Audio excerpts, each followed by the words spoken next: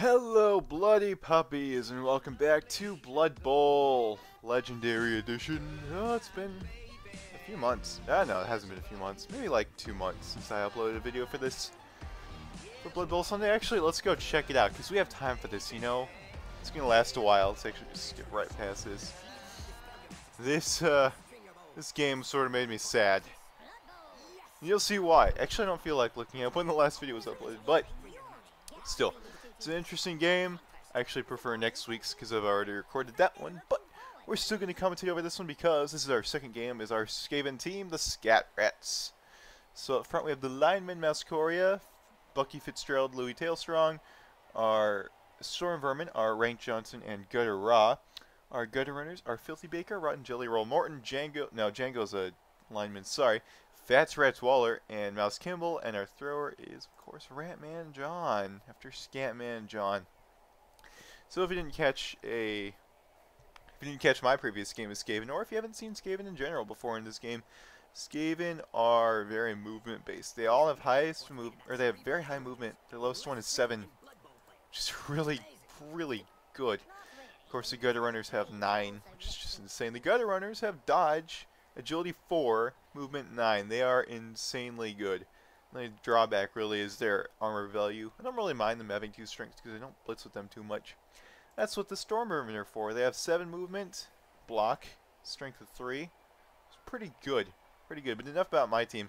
Today we are fighting a Necromantic team, which means we're going to be seeing a mix of flesh golems, ghouls, and zombies. And one werewolf back here, Micah the Cursed, who's actually very good. It's got 4 agility, movement 8, strength 3, so it's basically a lot like my Gutter Runners, except just 1 less movement, but 1 more strength. He also has Frenzy, which is pretty good. Sniff, sniff. It's a good player. Anyway, so the quick snap event happened, which means he, being the offense, can move all of his players 1 square as he chooses before the ball actually lands. So he did so to try and make sort of a cage for me. Now, I don't remember everything that happens in this game, but I've split it up, so hopefully I'll remember as things come along here. Now, unfortunately, being in replay mode here and post-commentary, we can't see the dice being rolled. But you can see the events of what happens here. We're seeing Gutter here. He's being attacked. He's being pushed. Not a big deal. He's got blocks, so he's a little bit harder to take down. You can see over here, they're probably going to try and take out Mouse Kimball through the sidelines by surfing him, because that's what a lot of people do to Gutter Runners, because they have dodge. A lot of them have blodge, actually. Or at this point, only Rotten Jelly Roll Morton has blodge. He's our main scorer.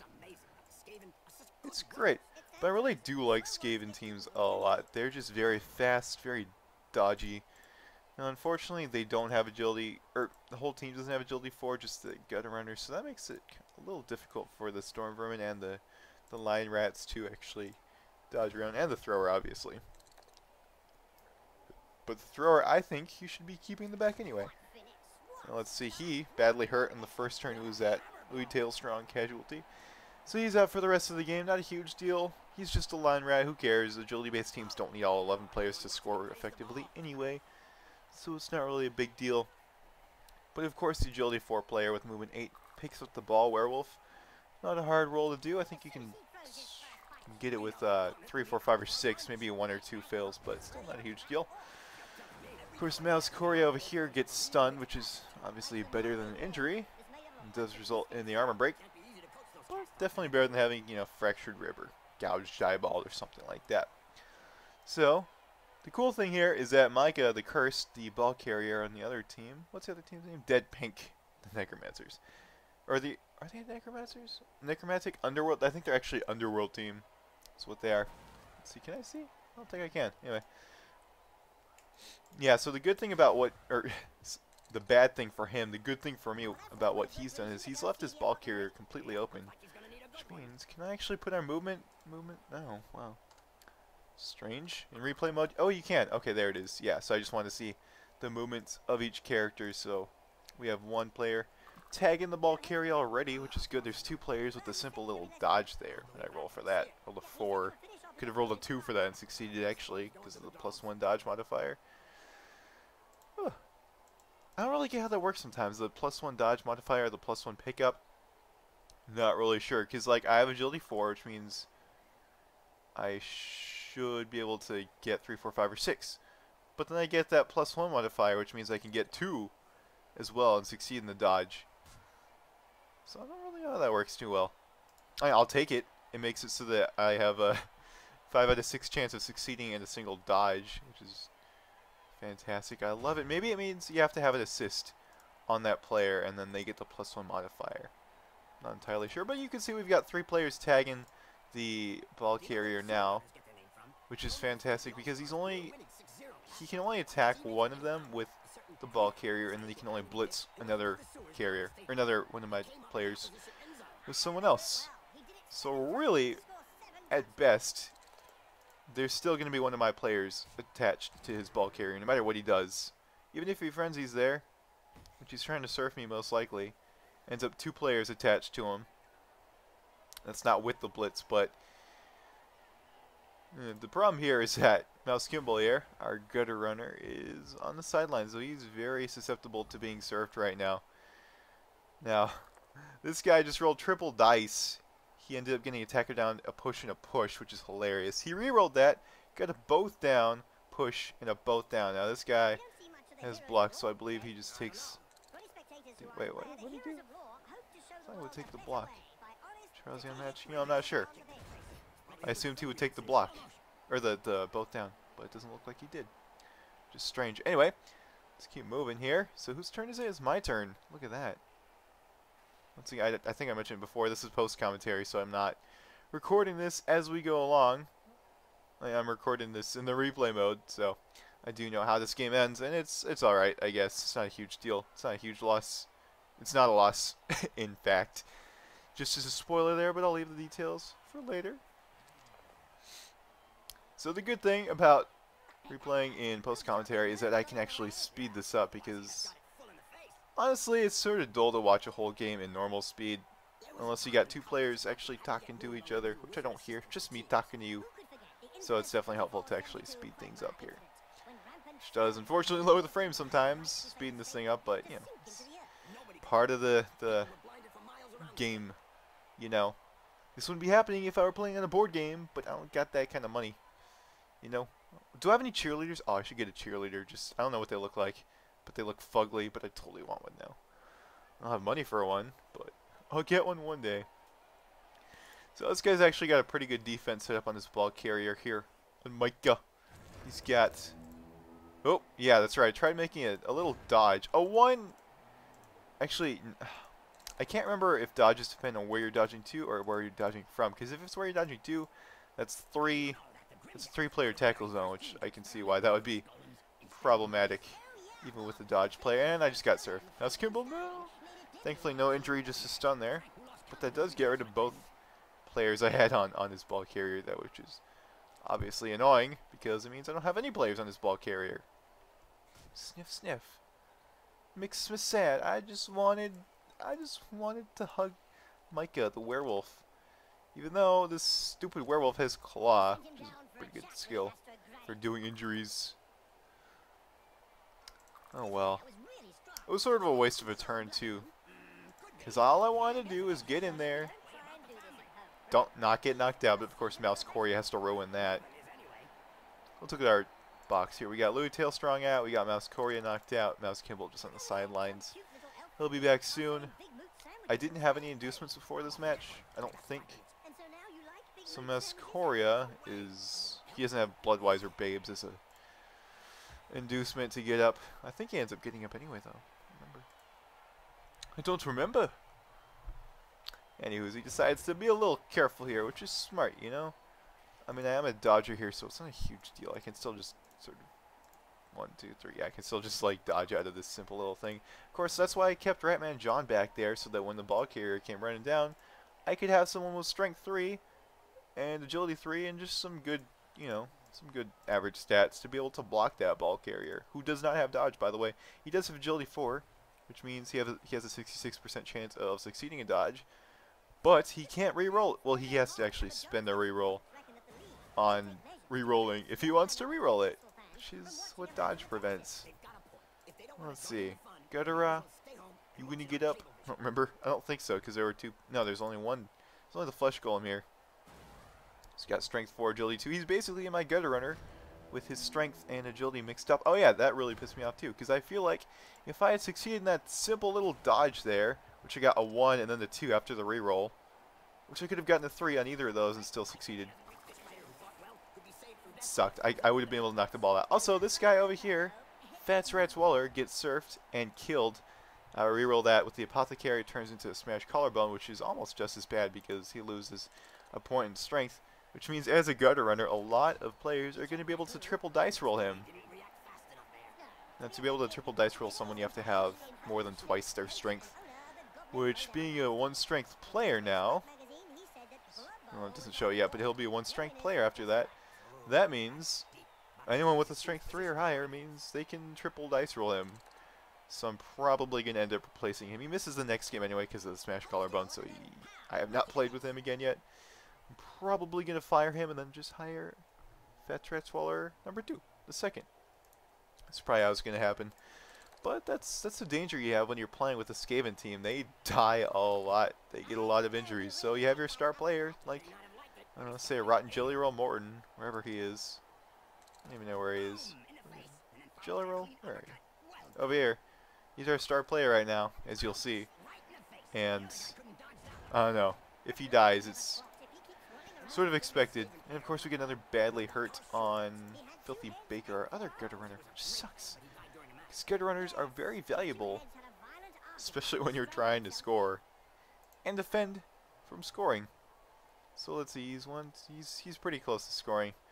It's not unheard of. He has to make 1, 2, 3, 4, 5, 6, 7, 8, 9, 10. He's 1 square away from being able to score, so he has to spend at least another turn getting there. But he does have a pretty good defense setup, especially because I have 1, 2, 3, 4, 5, 6 players out, which means I have 5 players on the field at the moment. Oh yeah, this was a dick guy. That's right. I hate this guy. I forgot. He does something really douchebaggy. I know that right there was a little bit risky. It was actually pretty risky, but I didn't really have another choice at this point because Django couldn't reach. Even if he could, it would have been a red dice, I think. Red dice roll. Which isn't really a good idea on someone who doesn't have any skills like, say, strip ball or wrestle or that kind of thing, because they're really bound to go down pretty easily. Get a stun there on Rotten Jelly Roll Morton, which ensures that we're not going to be getting around these defenses anytime soon. But of course, you know what? This guy decides to take his time. He's like, you know what? Even though I'm totally cool with scoring right now, I would like to get some injuries off on you. So he takes his time here, and he starts to get more injuries on me, because guess what? I have armor value 7 on most of my players, 8 on my super armored guys. That's like the special. He has 8 armor. He must have bought the super special rat butt armor for his butt, for his tail. See, he's got the tail strings, tail little iron things. Yeah, that's what he spent like an entire year's salary on. And now he's fouling like a little prick. He's fouling, and his player doesn't get ejected for that. No, God forbid. Even though I get a stun from that. Because look at that. I have 5 players on the field. He's clearly going to score here, and yet he's still fouling. I feel like that's a dick move. I understand fouling is sometimes a good thing to do. Sometimes it's a helpful thing if you're losing. If you're a team like mine, where I don't have a lot of offensive skills, and look at that. I actually got the ball out of his hands, and I can't pick it up. Ugh. Sniff, sniff. Anyway. As I was saying, I've got 5 players on the field. He really is in no danger of losing this ball. I've got 1 player on the ball. Actually, I've got 2 players on the ball, but he's got a lot more players around here than I do. So it's just like a dick move to be fouling at this point, you know? Like, fouling is effective if you're losing and you don't have a lot of offensive skills on your team that are able to get injuries. You don't block a lot, but you block all the time. As an Underworld team, you've got these Whites with block, you've got your Flesh Golems, you've got your Werewolf with Claw and Frenzy. Yeah, you're blocking a lot with this team. Zombies just average stats, but you get my point. Like, it's just a dick move to be fouling when you don't need to. That's the point. When you need to foul, alright, go for it. When you don't need to, it's a dick move. It's just annoying, you know? And unfortunately, wait, did I already... I guess I knocked out his werewolf a while ago. I didn't comment on that, but that's one of the things that actually helped me survive this match. His werewolf was a very good player, so I got kind of lucky with that. But his ghoul with agility 3 does manage to actually pick up the ball without having to use a reroll. Snip, snip. Oh well. And at this point, there's nothing I can really do. I mean, look at this. I got 1, 2, 3, 4 players out in the field. I can't do anything. The only one I could really reach with was Rotten Jelly Roll Morton, who of course fails the dodge with a 2, a 6, and then a 1. Fantastic. So good job, Rotten Jelly Roll Morton, on your stupid dodging. I mean, he's a blodger, which means as long as he's standing up, he's really hard to take down. But when he's trying to dodge out on his own, sometimes it's a little problematic. And he decides to take his time in scoring because he's a little pebble muncher. You're a little pebble muncher, you know that, with your stupid hunchback. I'm gonna punch you in the back. It's gonna hurt. You're gonna have to have corrective back spinal surgery. Replace some vertebrae in there. I don't know. Do ghouls have vertebrae? I see some bones on there. What are they? And yeah, look at that. Look at that. I have 3 players on the field now because he's like, hey, I'm gonna foul you, even though literally all of your players are down. They can't reach my ball carrier. I'm gonna foul you anyway. And knock out yet another player. That's just a dick move, dude. That is just a dick move. So what I tried to do is get all my players up in hopes that he is so greedy that he blocks all of my guys, wastes a reroll, and ends up not being able to move the ball carrier because he gets a turnover from being greedy, which has happened before. It happened with my Nurgle team.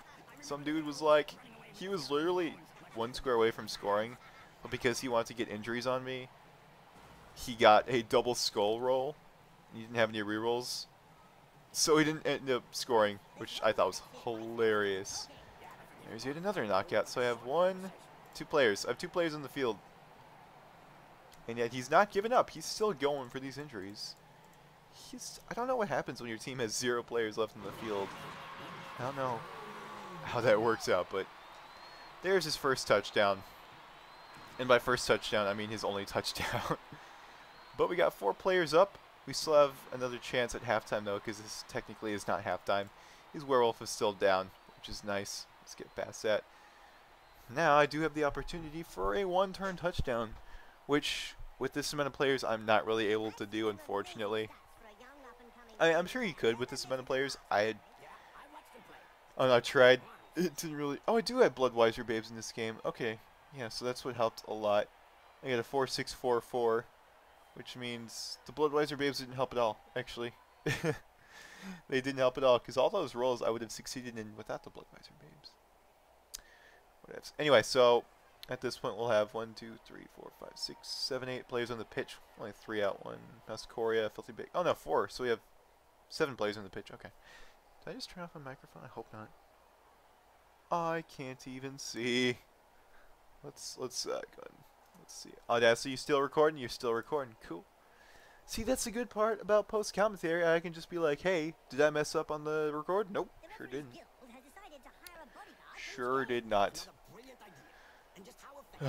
But I find it funny that the first time I tried a 1-turn touchdown, which was in the last match, last video, I did really well, and I would have done it. I would have succeeded if I hadn't failed that one simple dodge. And in this match, I don't do it correctly because I forget how to actually set it up. I know that you have to have your ball carrier attached to the person you're going to be pushing. Of course, you have to have your ball picker upper back here. And thankfully, he just ends up kicking the ball off the pitch, or not off the pitch, but on his own side. So I just give it to. Actually, no, I just give it to Rotten Jelly Roll Morton to avoid the necessity for that throw. Because even though Ratman John has passed as a skill, he has failed passes before. He's gotten inaccurate passes many, many times. Which sort of makes gutter runners better for passing. Sometimes. I don't know. Anyway. I get an injury there, which is totally not what I wanted. I wanted to do some pushing. But that effectively just wasted my chance of being able to do a 1-turn touchdown. So I was like, alright. I'm just going to freaking try passing, get a point, and of course, Rotten Jelly Roll Morton, guess what he rolls? He gets a 1. He could have rolled a 2, 3, 4, 5, or 6. Been able to pass. Nope. Rolls a 1. Sniff, sniff. Anyway, my last player gets up. His 2 players are down. That 1 player is still out in the casualty box as well. So he's got 8 players on the pitch. I also have 8 players on the pitch. My casualty box is a little more depressing than his is, but, you know, 2 of them are badly hurt, which isn't a big deal. They'll be back next game. The smash collarbone, like I said before, probably have to replace eventually, but that's how the halftime ends. We're back with our 3 rerolls. 8 players on the pitch for both of us, which honestly is probably worse for him because his star player, his main scorer, is out. You can see he's got 9 SPP. That's pretty good for this point in the game. We've got about equal team value. He's got like 30,000. He's got 30 more TV than I do, I think. Something like that.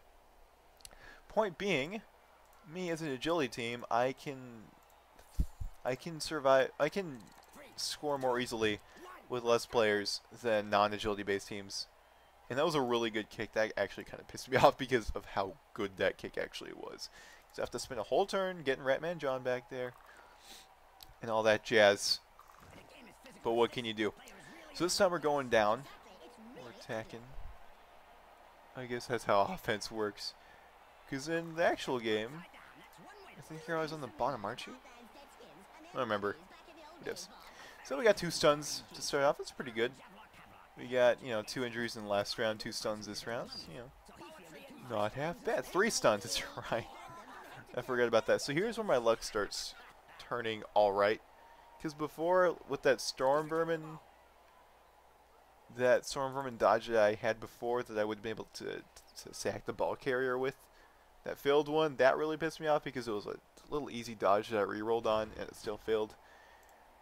I feel like my luck was really bad then, but then I got 3 stuns here, which actually does help.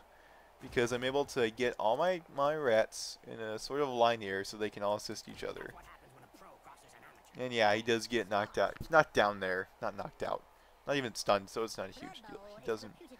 He can still move 4 spaces anyway, because he's got pretty good movement. But you can see here, he's trying to tie down my fellas, which isn't the best of ideas, because I can just dodge away with a lot of them. Even on this guy with strength 4, his flesh golem here, I can just get the assist here, get 2 assists going, and still be able to 2 dice block that dude. But I figure, alright, maybe I can just leave my guys there, tie up his flesh golems, tie up the ghouls back here, and basically just get Ratman John to pass the ball to Rotten Jelly Roll Morton here, have him dodge through here. See, you can see I've got the ghouls tied up here. And got a block going on here. Got defender stumbles, defender down, which is good. Which means I'm going to be trying to run down the pitch on the right side. And of course, I already positioned Bucky here so that once Carrion Collector here gets up, he'll have to do multiple dodges to actually get through. And they only have agility 3, which means even though they have dodge, they're not fantastic at dodging. But I pass the ball right here to Rotten Jelly Roll Morton. The first pass fails. I get a 1, which sucks. And then I reroll that, and I get a 3, which is good. I could have gotten a 2 and still, survived that. But you can see here, just in that one turn, I literally moved the ball from back here, way back in my pitch, to the other side of his zone. So that's the thing I love about Skaven. They can literally just pass. They can cover the entire field in one turn. It's just you think you've got a good chance, you drop the ball. Nope, Skaven take advantage of that. They shoot the gap. They get the ball all the way to the other side of the field. It's amazing. That's why I love them so much. Their offense, because their defense is honestly pretty bad unless you know how to do it correctly. But their offense is amazing.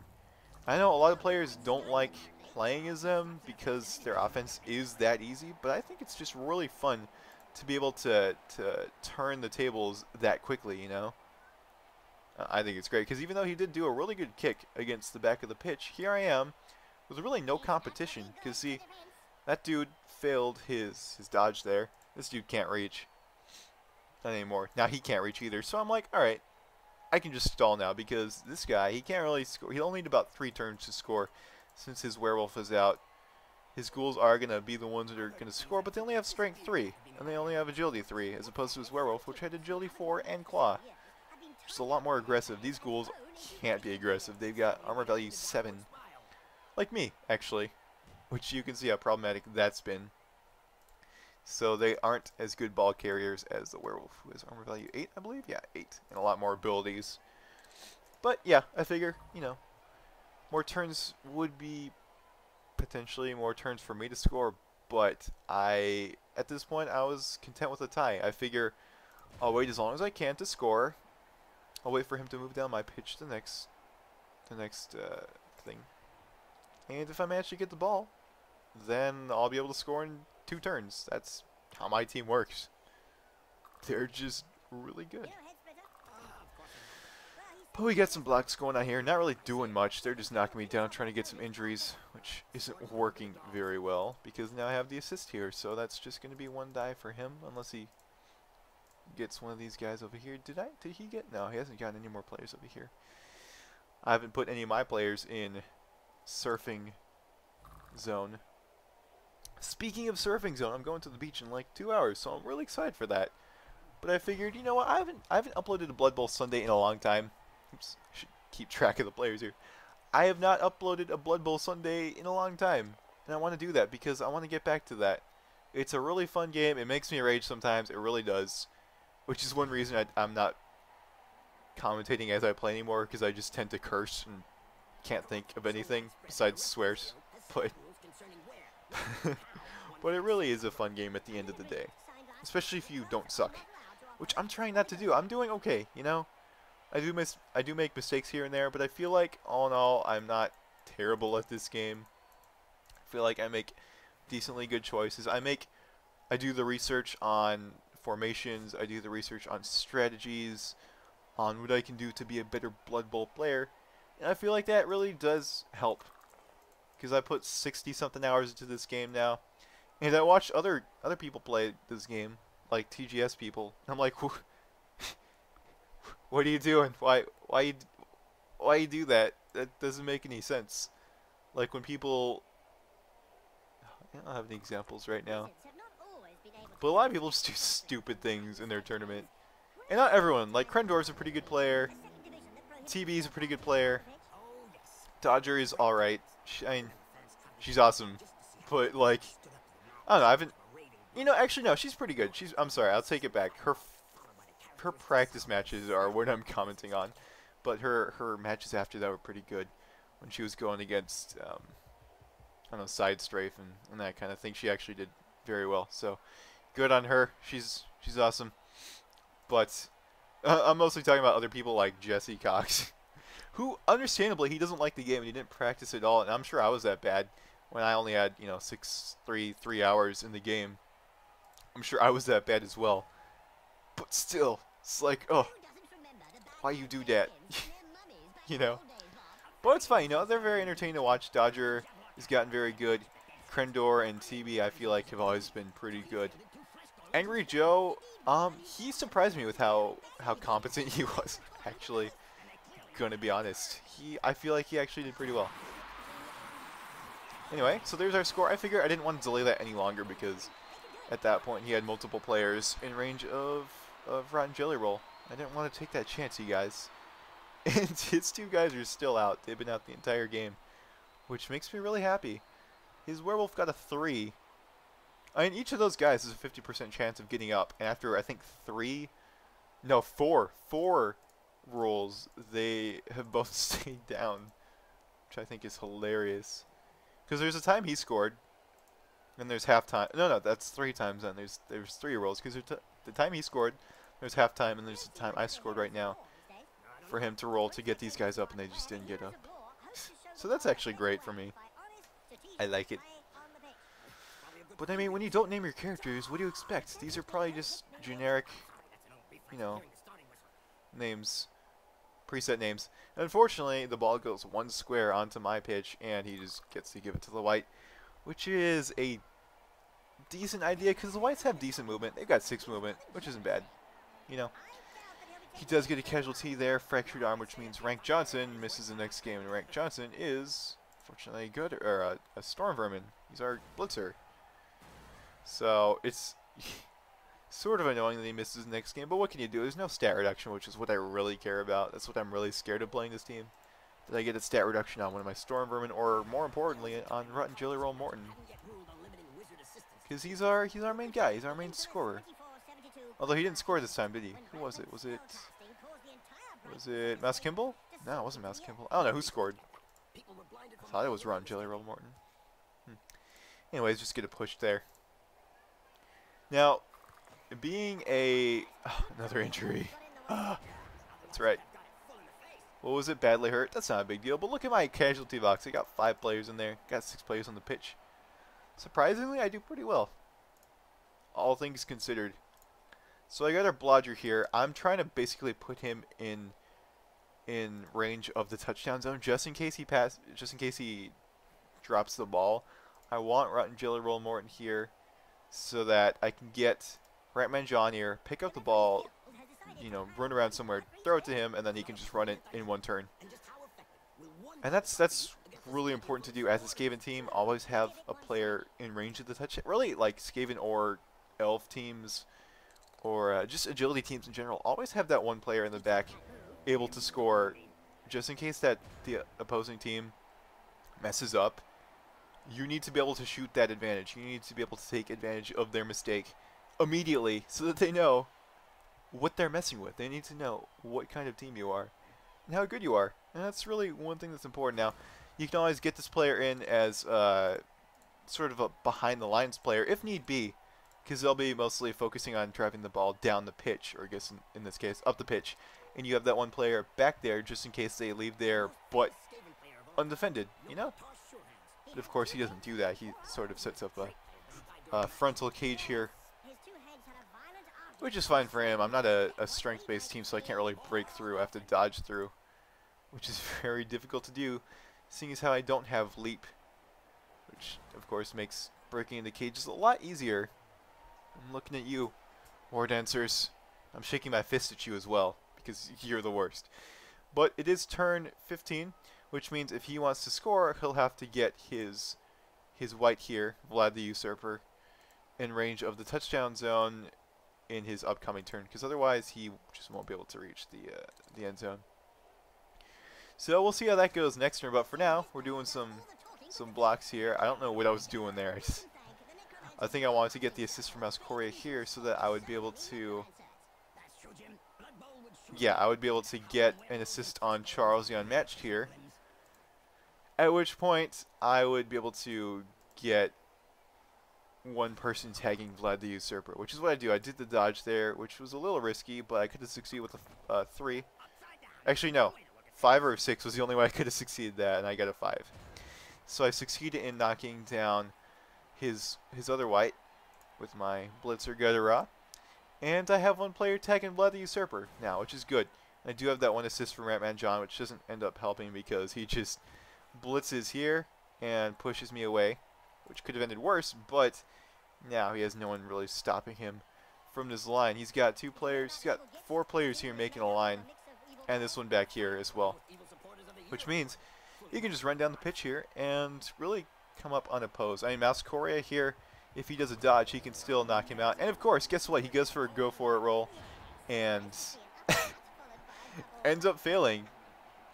And really, there was no point in him doing a go for it at that point. It was a really stupid move because he potentially could have scored had he not done that. But because of that stupid decision, really unnecessary decision, he ended up having to settle for a tie. Because at this point, he doesn't have any players able to reach the touchdown zone. Now, I tried getting him clear so Mouse Kimball could go grab the ball, throw it to Rotten Morton, get it somewhere. It didn't end up happening because Mouse Corey got a both down and attacker down result of his dice. So I chose both down, got an injury on the other zombie who ended up regenerating it, but Mouse Corey still got 2 points from that. That's what's important. Anyway, he got a both down too, so what a way to end the match.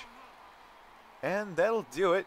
That's it for this match. I hope you guys enjoyed. It ends in a 1 versus 1 tie, so it's our second tie with our team.